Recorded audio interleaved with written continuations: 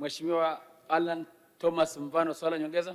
Asante sana Mheshimiwa Naibu Spika. Katika wilaya ya Kakonko tunayo shule ya msingi ya Mgunzu ambayo imetenganishwa katikati na barabara inayotoka Kibondo kwenda Mabamba.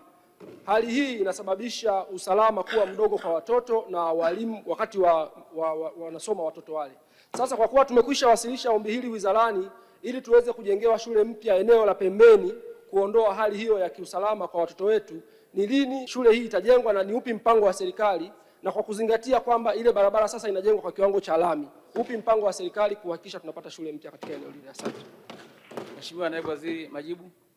Mheshimiwa Naibu Spika, naomba kujibu swali la mbunge wa jimbo la Kakonko kama alivyoliuliza, na nimpongeze sana ndugu yangu kwa kuendelea kuwapambania wana jimbo la Kakonko. Mheshimiwa Naibu Spika, tumekwisha pokea andiko la ombi ujenzi wa shule hii, na sisi ofisi ya Waziri Mkuu TAMISEMI tumeendelea kutafuta fedha kuhakikisha tutakwenda kujenga shule hiyo ili kutenganisha na kuepusha watoto wetu kupata ajali za barabarani. Kwa hiyo Mheshimiwa mbunge, nikuhakikishie pamoja na jimbo tumepokea ombi hilo na tutatekeleza kulingana na ukubwa wa bajeti tunavyoendelea kuipokea. Mheshimiwa Naibu Spika, naomba kuwasilisha.